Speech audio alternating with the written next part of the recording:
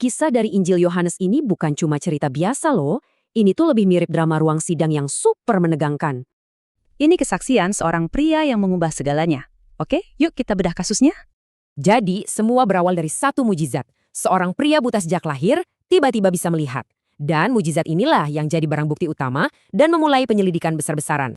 Nah, para pemuka agama, kaum Farisi, langsung bertindak kayak hakim di persidangan. Tujuan mereka jelas banget. Mereka mau membantah mujizat ini dan menyalahkan Yesus.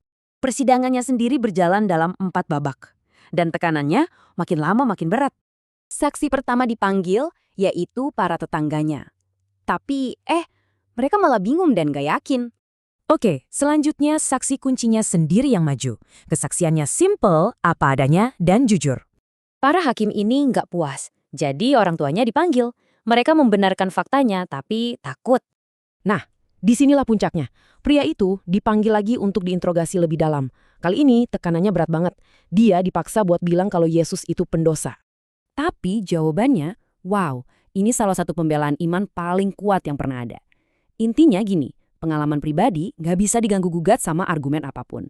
Karena kalah argumen, para hakim ini langsung menjatuhkan vonis. Pria itu diusir. Tapi ceritanya belum selesai. Yesus selalu menemukan pria ini dan memberikan vonis yang sebenarnya. Dan di sini, Yesus membalikan semuanya dengan sebuah ironi yang kena banget. Coba lihat paradoksnya.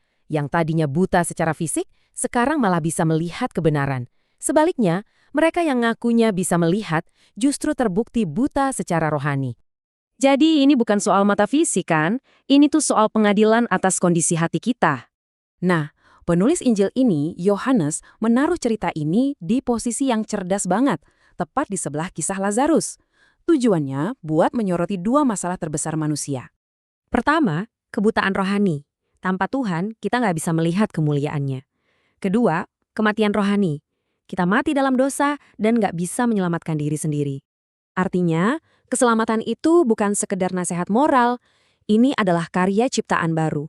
Sama kayak orang buta, kita butuh mujizat dari Tuhan untuk bisa melihat. Makanya Yesus datang sebagai terang dan kehidupan. Bukan cuma buat mereka, tapi buat kita. Jadi pertanyaannya untuk kita renungkan, di mana ya titik buta dalam hidup kita sekarang? Supaya kita juga bisa bilang dengan penuh keyakinan, dulu aku buta, tapi sekarang aku melihat.